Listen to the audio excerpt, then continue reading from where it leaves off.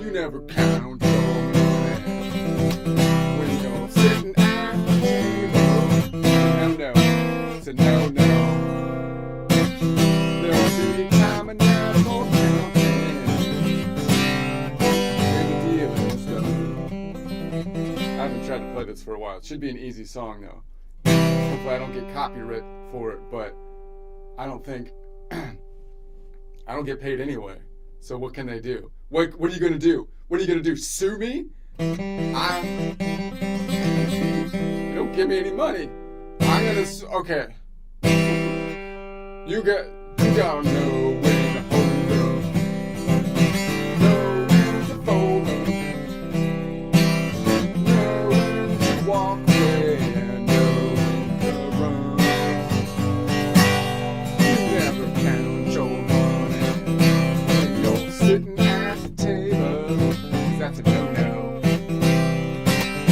There'll be time enough for counting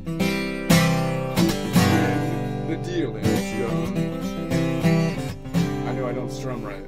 I don't even know what the strumming pattern is. I should look it up. I'm just thinking and looking at the chord. I thought it was in the key of A too, but this thing says it's in the key of C. Let's see if we can. You gotta know when to hold up, know when to fold up, know when to walk away, and you gotta know when to run.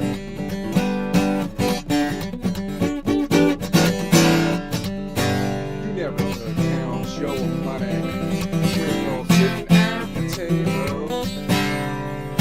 There'll be time enough for counting when the deal is done.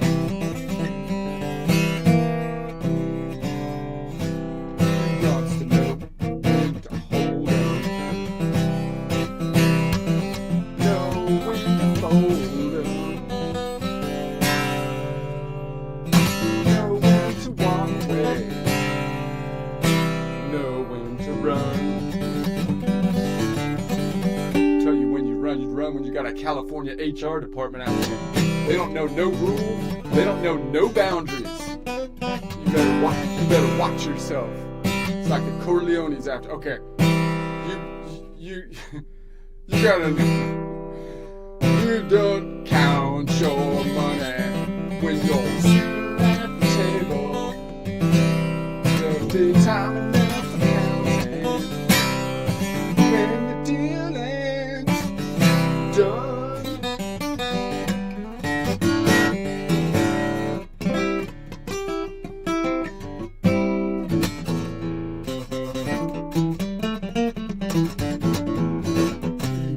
You got to know.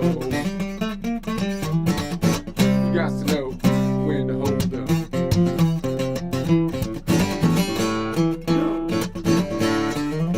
Know when to hold, know when to fold up. Know when to walk away. Know when to run. The California HR department gonna meet you. They're coming after. They're gonna say me toes gonna meet you. And you so you don't count your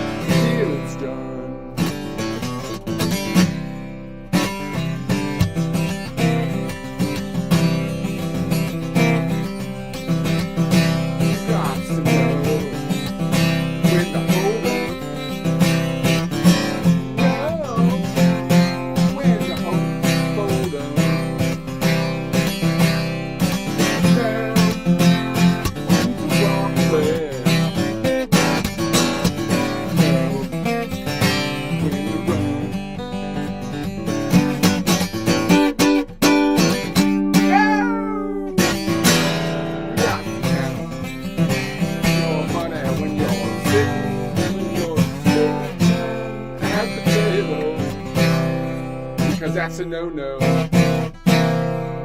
There'll be time enough for counting when the dealing's done. You got to know when to hold it.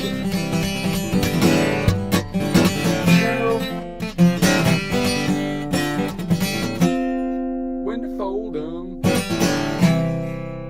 Know when to walk away.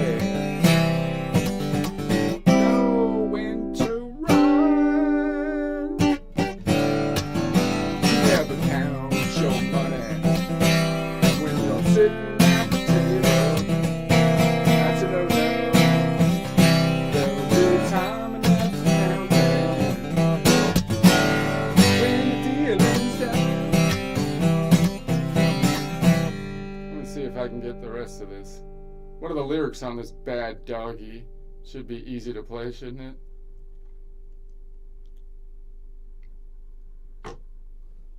On a warm summer's evening, on a train bound for nowhere, I met up with a gambler. We were both too tired to sleep.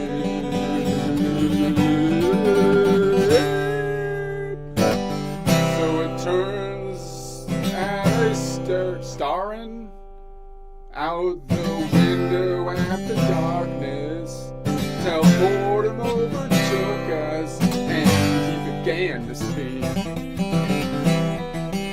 Let's hear what the winos got to say. You normally don't want to hear what the winos got to say, but every once in a while they get a spark of inspiration. And you're like, let's see what we got here. There seems to be. He said, "Son, I've made a life out of reading people's faces and knowing what the cards were by the way they held their eyes. And if you don't mind me saying, I can't see you're out of aces." Now there's a commercial over the lyrics here. "For a taste of your whiskey, I'll give you some advice." Now, as a general rule, taking advice for a bum on a car that doesn't have enough money for whiskey, not usually a good idea. But sometimes you're like, hey, maybe this guy is something spark of inspiration. So I handed him my bottle and he drank my last swallow. That's good. I wouldn't want the bottle back anyways. You better let's just give him the last bit there. Then he bumped a cigarette and asked me for a light.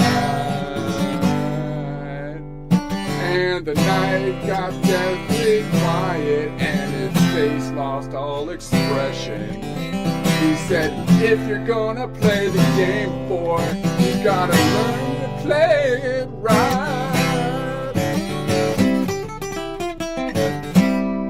And then we get to the chorus. You got to know when to hold 'em. He starts to get funky here. You wouldn't think an old bum drinking whiskey would get up and start getting funky because, he's kind of out of it. But no, he's like, you got to know when to hold 'em. You got to know when to hold 'em. You got to know when to walk away. Know when to run. It's HR. You never count your money when you're sitting at the table because it's a no-no. There'll be time enough for counting when the dealing's done. Alright, let's see what else we got here. It goes to D after that. Every gambler knows that the secret to surviving is knowing what to throw away and knowing what to keep. 'Cause every hand's a winner and every hand's a loser. And the best that you hope for is to die in your sleep. You best hope if that guy dies in his sleep, you better get out of there, because the HR department will blame that on you. Be like, you killed him. I didn't kill him. I gave him my last bit of whiskey. I didn't do nothing. HR not going to hear about it. California HR not going to.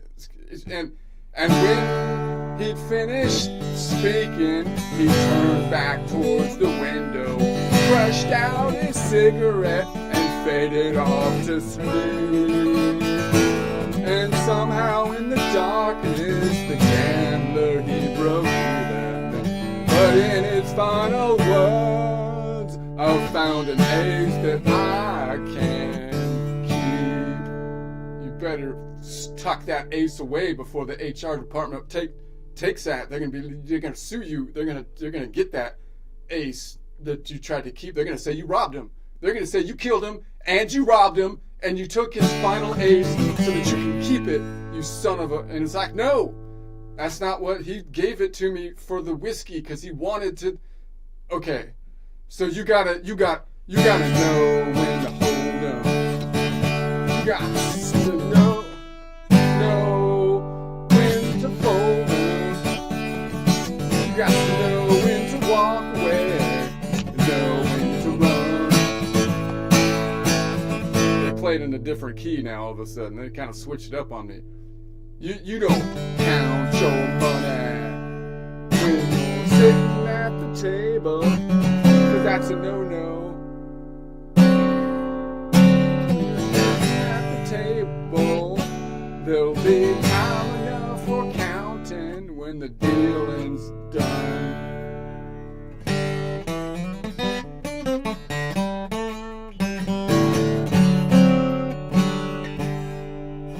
They ended off on D. That's weird. That's kind of tricky, actually. That's a little bit tricky for a pretty basic thing. Let me try it again. One more round. Okay. The Gambler. On a warm summer's evening, on a train bound for nowhere. I'm sure it's going somewhere. I just don't know where it's going. I don't really care. It's okay. So whatever. Might as well be going nowhere. I met with a gambler. We were both too tired to sleep. We were both too tired to sleep. How could you be too tired to sleep? I don't know. It doesn't make sense. That's okay. Just bear with me. I'm too tired to speak, not sleep. I meant to say too tired to speak, obviously, and I said sleep because I got messed up. So we took turns of sitting out the window at the darkness, till boredom overtook us and he began to speak.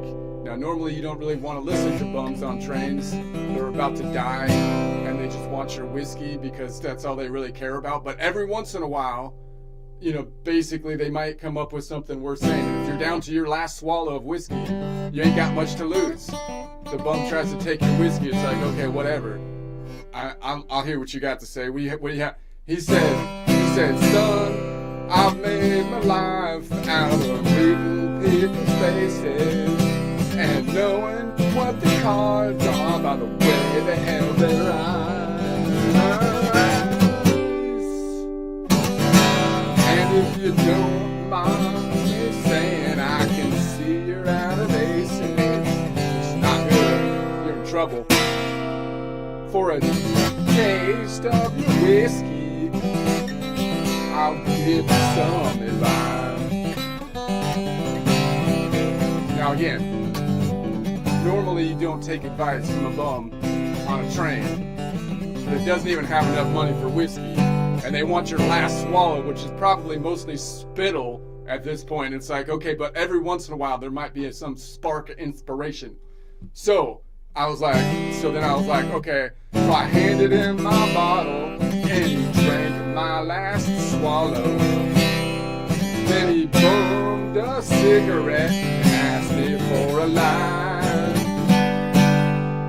And the night got deathly quiet, and his face lost all expression. he said, if you're gonna play the game, boy, you gotta play it right.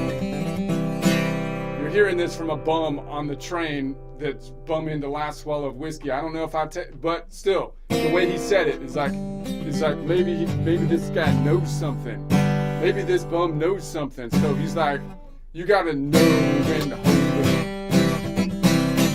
know when to fold up,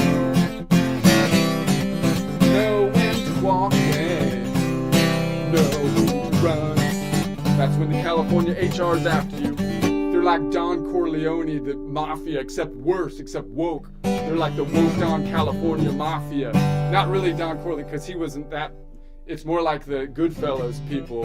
But then after it got really bad, and they all got coked up, and then they go after you. That's what it's like when you have the California. Just ask Blake Lively and Jet Baldoni or whatever. Anyway, it's not. That's when you get out of Dodge, man. That's when you get out of Dodge. You don't count your money when you're sitting at the table, because it's a no-no. There'll be time enough to count when the deal is done. And then they switch keys here. Every gambler knows that the secret to survival is knowing what to throw away and knowing what to keep. 'Cause every hand's a winner and every hand's a loser. And the best you can do is hope for to die in your sleep. It's kind of messing me up. They changed keys. I don't know. And when he finished speaking, he turned back towards the window, crushed out the cigarette, and faded off to sleep. The HR department probably set you up. They probably killed the bum on purpose just so they can call you something or something. And somewhere in the darkness, the gambler he broke even. But in his final words, I found an ace that I could keep. Better tuck that ace away somewhere. You got a dead bum on your hand in crazy California HR department after you. You better watch yourself. They're gonna pin that on you like nobody's business. They're gonna me too you and pin you, me toe you with the blame. And then, okay. So you gotta know when to hold up, know when to fold up, know when to walk away, know when to run. You never count your money when you're sitting at the table, 'cause there'll be time enough for counting when the dealing's done. That's my rendition. I don't know. Obviously it needs work. But that's what I've got so far. I haven't played that for a while. All right, let's get to work here. I'm going to go. Needs a lot of work. It needs a lot of work. I'm going to have to. I'm going to just go back to the lean back chords now for my practice session. I left off. I was going from here to the Phrygian to the Dorian. Now we're on the Ionian lean backwards chords 1, 3, 5, and we'll just count them out, and then I'm going to add the 5, 7, 9, 11, and 13, and so on. All right. Okay. So let's start from the C here. It's hot in here. I feel like my air conditioning is not working. All right. So we're going to say Ionian, Phrygian, Mixolydian. So if I start on the Ionian, I'm going to change the perspective of my fretboard so that the second one is the distance. So we have an Ionian, which is a perfect first. So we'll go Ionian. What's the distance to the last note? It's going to be a fifth away. So meaning a 5 minus 1 is 4. So I can define it by I'm on the Ionian going 4 modal half steps up, which is going to be 7 notes up. So you could call this then a C triad or C major triad, but I'd rather remove the C and call it by the relative position, because that will allow me to write my music in such a way that I can transpose it through all 12 keys. It's also more functionally efficient for me to actually know where I am on the fretboard. So I'd rather call it, it's a 3-note Ionian chord, right? Or by distance, if I want to be specific, you'd say it's going to be an Ionian 2 modal whole step chord, giving you the point of the Ionian, and then you go up 2 modal whole steps, which is 4 modal half steps, which is the 5th scale degree. Okay, and then you could also call it by modal range. So I could call it an X modal range chord. So it's the Ionian to the Mixolydian, a 1/5 modal range chord. You can call it an ion mix modal range chord, or from a color system, yellow-green to magenta modal range chord. So, and then you just count every other note as you go up. So we're on the Ionian, and then I go every other modal half step, which is the definition of a modal whole step. So 1, 2, 3 gets you to the Phrygian, which happens to be a 4-note away from the Ionian node. Second modal half step, which would be a 3rd scale degree, which would be the major 3rd. And then you go from the Phrygian up to get to the Nashville number system 5, which is the Mixolydian. And that's going to be then a distance of 7 notes away from the Ionian node, 4 modal half steps, which is a 5th scale degree. Okay, so we're working from the Ionian, which is the kind of the baseline of the normal kind of naming convention. So these hopefully will be these are like the most familiar intervals or distances that we work with, that we compare the other major modes to. All right, but we're doing the lean back shape now, so that's a little bit different. So let's add. So now I'm going to try to go through all the extensions. So let's add from a scale degree, we go 5, 6, 7. So we're going to see if we can add the 7. What's the distance away of the 7 from a scale degree? If I subtract 1, it would be 6 modal half steps away from the Ionian. So it would be the Ionian plus 6 would be 1 plus 6, which is 7. So I'm looking for then a Locrian. Is that right? I'm looking for, it'd be 6 plus 1 is 7 is a Locrian. That's right. So it would be down here. But why is that? I would think it would be this one. What am I?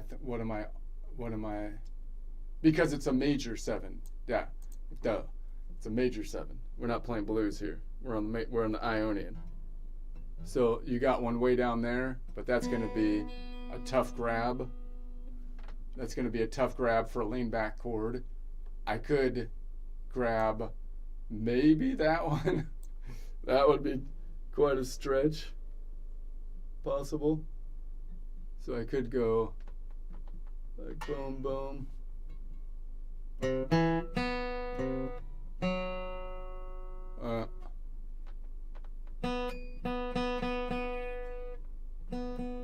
But then I'd have to kind of let go of this one, because you would think I could grab that one on the way, but that's pretty tough.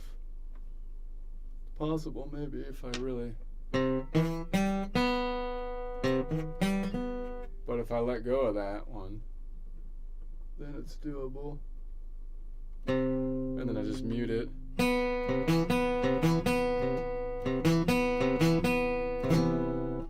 Not the most common fingering of that, I would say. I mean, it would be more likely that you're going to go forward, which I wouldn't call a lean back chord. It's not a bar chord though. So now I've got a chord that's like not really a lean forward chord or a lean back chord. It's kind of like in between. So I'm going, it's like a middle pivot point chord. But that's probably the way that you'd do it. Or one way you can do it, right? You can do it from a bar chord position. But I could do that. That's kind of interesting. I mean, never do that. It's not that difficult. Anyway. Anyway, so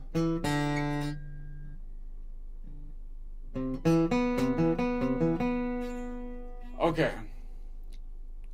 So that means so if I grab that one, and then like now I'm doing a lean forward chord kind of. I could try to grab the 5 if I was doing that, which would be down here. I don't need it though. If I did it this way.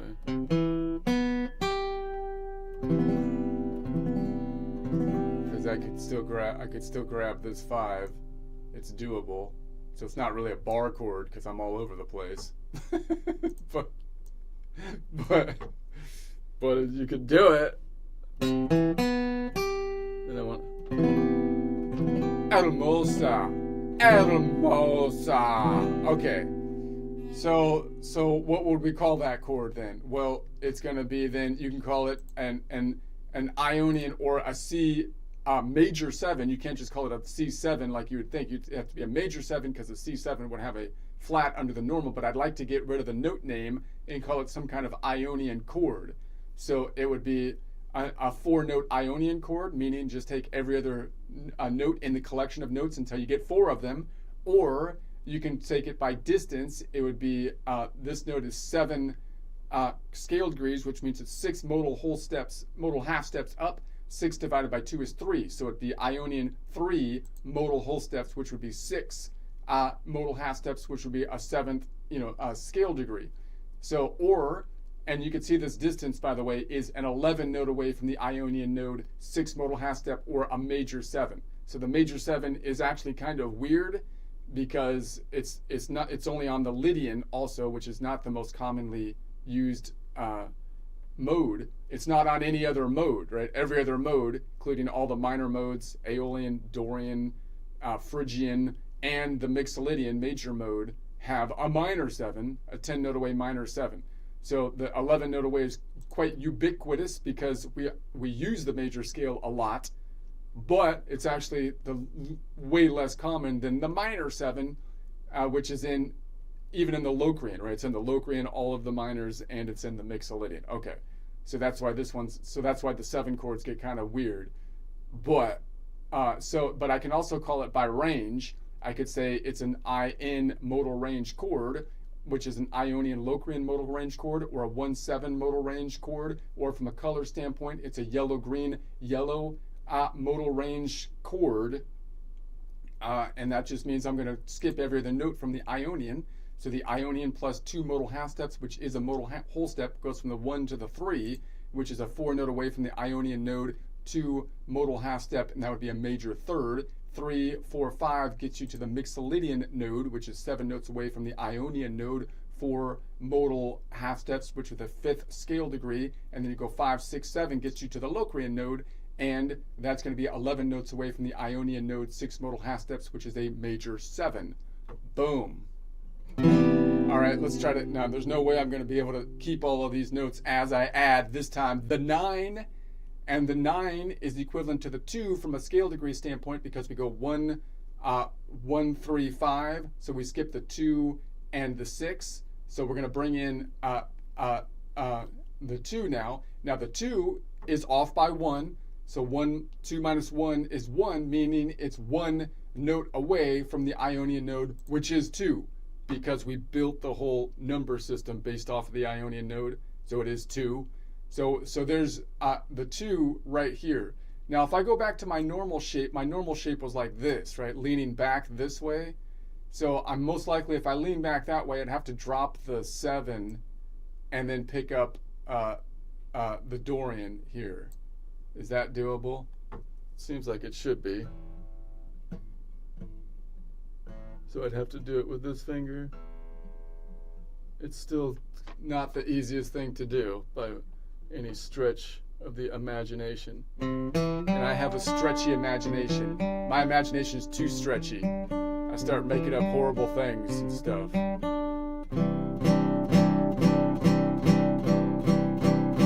Okay. So if it's stretchy for my imagination, then, but no, you can do it. That's another one you don't do too often. I don't do it too often. for a lean back chord like that. Okay, but what could we call it? We say that this last note, then we can call that an Ionian or a C major 9 chord of some kind, right? But I'd like to get rid of the C.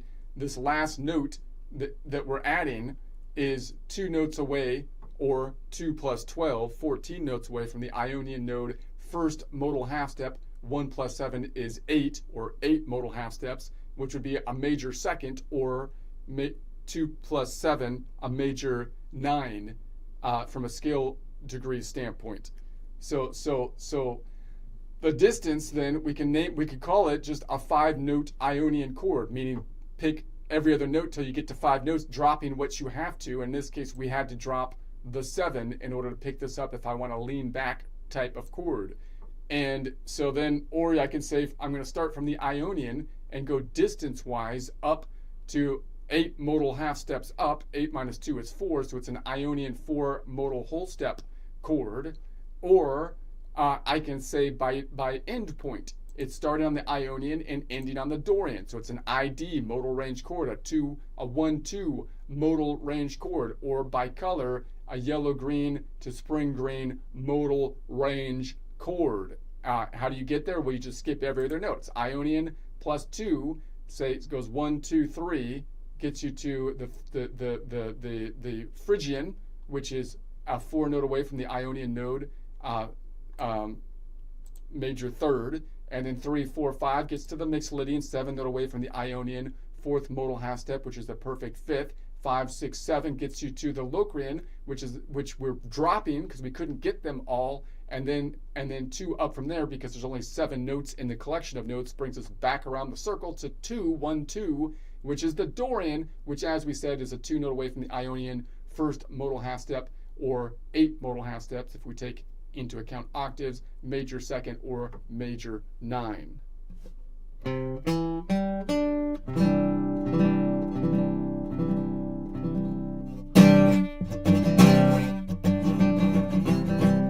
If I can toggle back and forth with that one, if I bar this. It's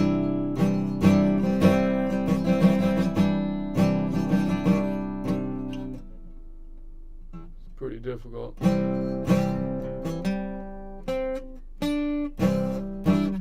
Oh, my hand hurts. All right, let's go 9, 11. Let's go to the 11. We're going to add the 11. So 11 minus 1 is 10. So it'd be 10 modal half steps up, or I can say, well, the 11 is equivalent to the 4 we skipped because we go 1, 3, 5, 7, 9, 11. 11 is equivalent to the 4 that we skipped. 4 minus 1 is 3, and 3 plus 1 is 4 again, because again we made this from, so that means we need a Lydian. So we have a Lydian like here, or here, or here. Right, so I could drop the 3rd. I'd kind of like to keep the 3rd if it was possible. Let's see, like, what do we got finger-wise?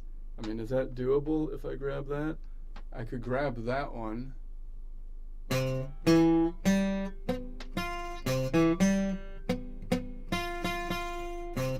going to have to do that because pretty soon, well, no, that works.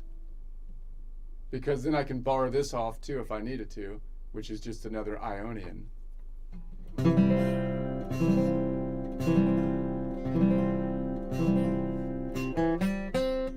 But I can't get that D at the same time, that Dorian. That's not going to happen. So I'd have to drop, if I did that, I'd have to drop this bad doggy. That's probably the most straightforward way. When it's down here, I got it wrong.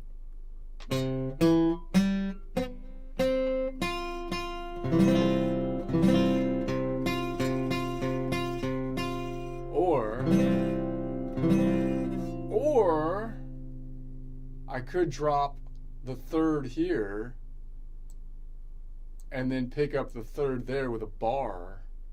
Bar, baby. Bar. Okay. So that means I could just go boom. Wait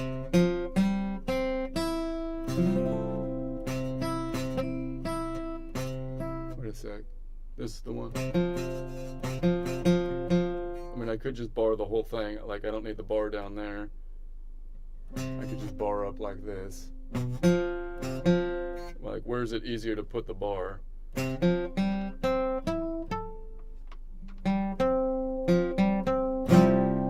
Oh.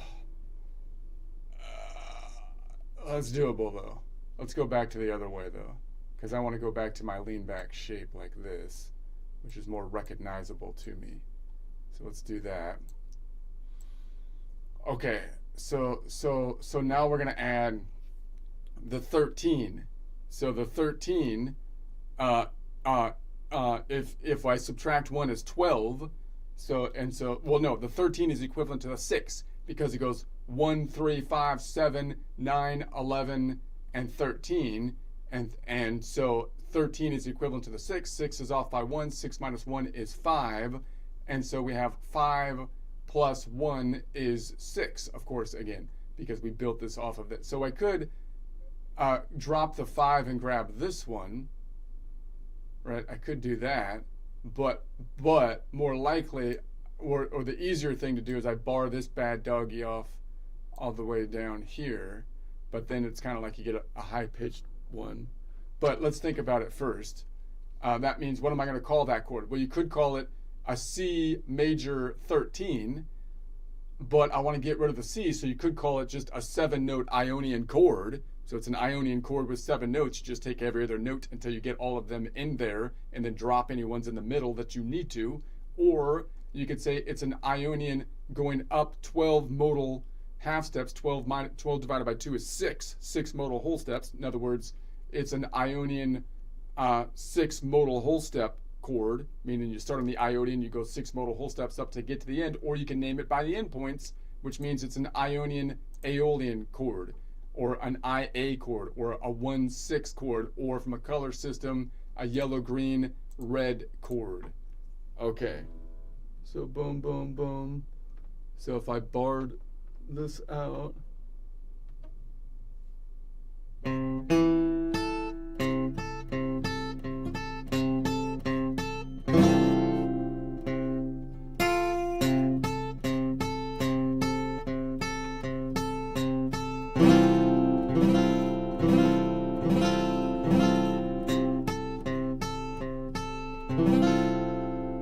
I tried to, so the easy way to grab it here is to drop the 5 and then just grab it like that. Now you could see that from a perspective of a different chord at this point, but notice from my standpoint, the way I see it is that if I'm thinking about that as the root in the song, I want to name the chord as though that's the root in the song, right? If I'm thinking about one of these other notes as the root, see, I don't want to be like all of a sudden say, well, I dropped the wrong thing and now I've shortened the chord up, and so this chord should be called something else, like an A minor, right? So this chord might be called, right? But I don't want it, because I'm still seeing it as this is the root.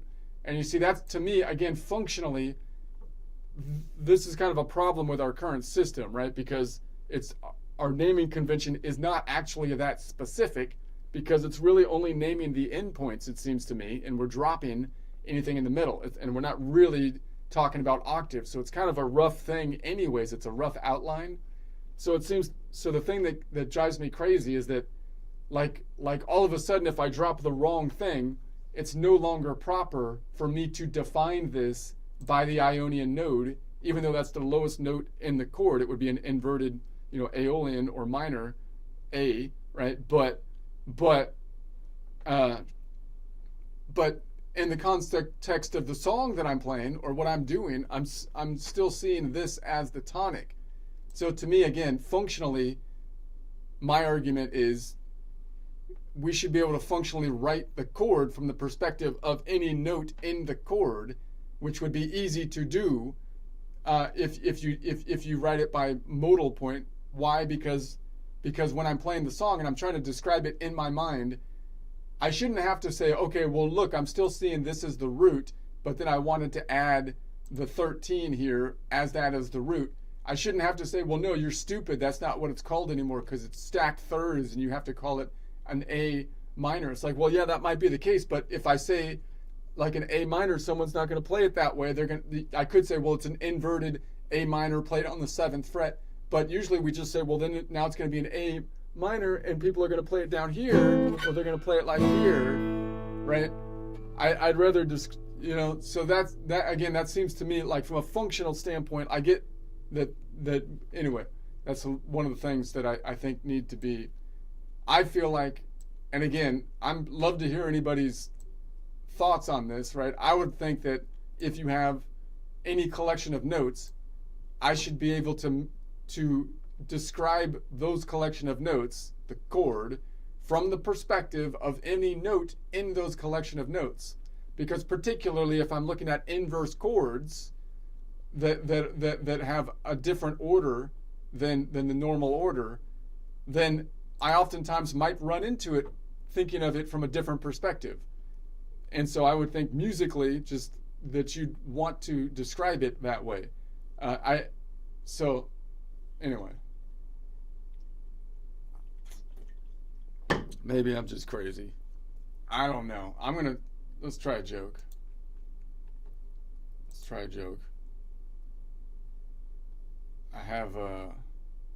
think I asked ChatGTP to help me out with this one. I wasn't set up. I gotta find it here. I have to find my joke for my joke practice session. Okay, I feel like I need to, I got some good ideas, but they're just not trimmed down. They don't look like good ideas because it's like that song. If I trim it down, then it would be good. I'm telling you. It's just that it's practice session, so it hasn't been whittled down to its essence yet. So anyway, okay. Any job requires you to learn a bunch of crap. It's part of the job. You don't go in knowing the crap. You learn the crap on the job. In fact, the big difference between being a child and a man is a man learns the crap, a child learns to crap. You see, that's it. That's all I got so far. But I feel like that can work into like a bigger rant. The man learns the crap and you have the parallel, you got like the parallel construction. The child learns to crap. But it's that one word that's really the kind of, parallel phrase construction. Anyways, I told ChatGTP, hey, make that funny. And then this is what Chat did to it. Any job requires you to learn a bunch of crap. That's the secret. You don't dodge the crap. You don't avoid the crap. You study the crap like it's crap 101, a final exam. The real difference between a child and a child learns to crap, the man learns the crap. See how what Chat did here is backwards, right? It seems to me the punchline has to be at the end. So it's like Chat doesn't know basic joke construction here, Chat. Wouldn't it I like this setup because it really emphasizes the mislead of learning crap. It's like you're going to complain about someone who goes on a job and doesn't want to learn on the job. So I like the lead in. But then they say the real difference between a child and a man is a child learns to crap, right? And the man learns the crap. Well, we already built up this whole idea that the man learns the crap. So I feel like it should be reversed, right? It should be the real difference between a child and a man is a man learns the crap, a child learns to crap. That's the surprise. The surprise should be at the end, Chat. The surprise that you made it not funny because you got it backwards, I feel like. I don't know. And then it keeps going on to it because it thinks that a child gets, maybe it was such a stupid joke that it didn't know how to write it. A child gets potty trained, a man gets PowerPoint trained. One fills the diaper, the other fills the TPS report. At least the kid gets applause when it's done. Nobody claps when you finish your expense report unless your boss has a weird kink. I don't know. You had to go there. Now you had to go there, chat. See, I wasn't going to go there. But chat's got a dirty mind, man. I'm telling you. Anyways. I feel like the intro was better. I could have taken the intro. Like if I add the intro and then do my bit. Any job requires you to learn a bunch of crap. That's the secret. You don't dodge the crap. You don't avoid the crap. You study the crap. Like crap 101 with a final exam. In fact, the big difference between a child and a man is a man learns the crap, a child learns to crap. I don't know. Doesn't that hit better? Doesn't that punchline hit better that way? Because he had it backwards. Chat had it backwards. That's okay. I'm not really getting a lot done today. I'm going to try my song again.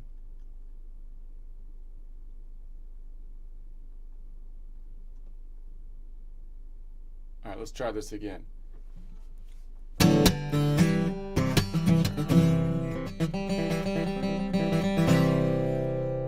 On a warm summer's evening, on a train bound for nowhere.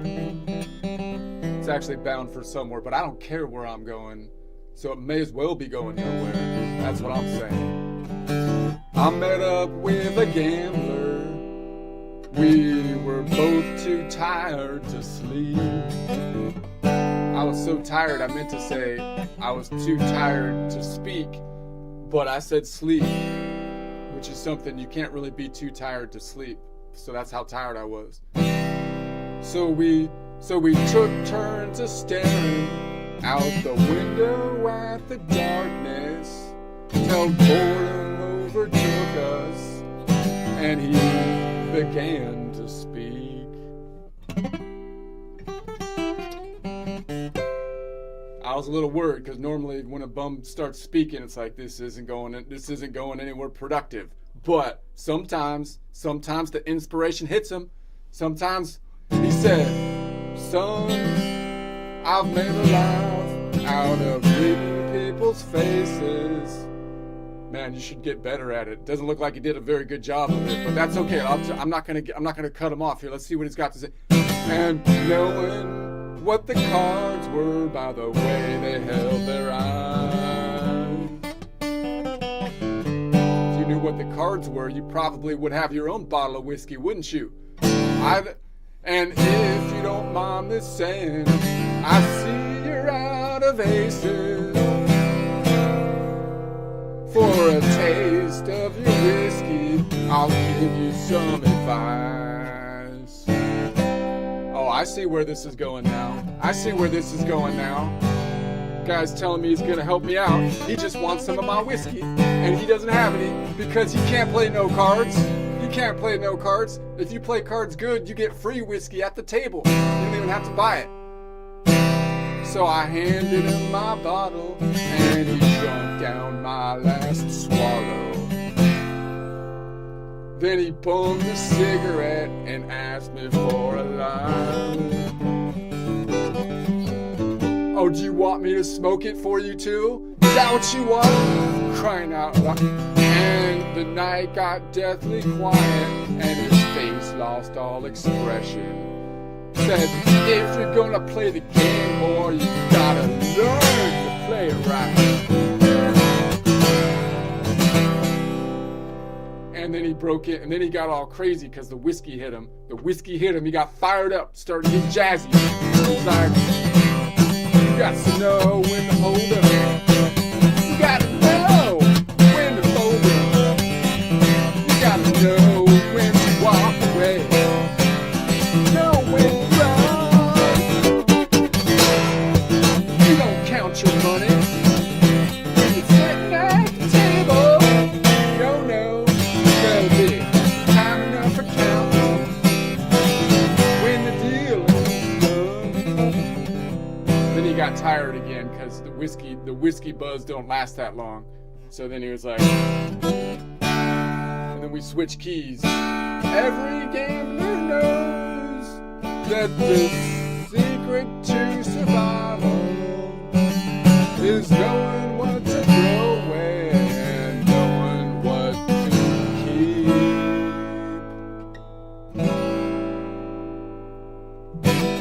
'Cause every hand's a winner and every hand's a loser, and the best you can hope for is to die in your sleep before the HR department gets after you. You'd be better off dead before they get their hands on you, I'll tell you. And when he'd finished his speaking, he turned back towards the window, crushed out his cigarette, and faded off to sleep. And somewhere in the darkness, the gambler, he broke even. But in his final words was an ace that I could keep.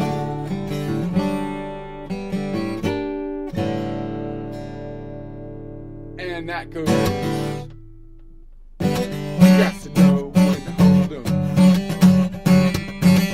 You got to know when to fold 'em.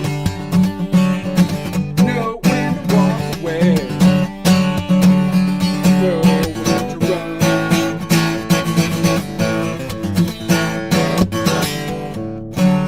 You don't count your money when you're sitting at the table. 'Cause it's a no-no.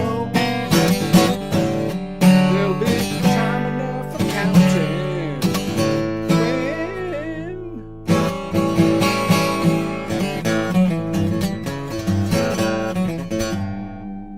the dealing's done.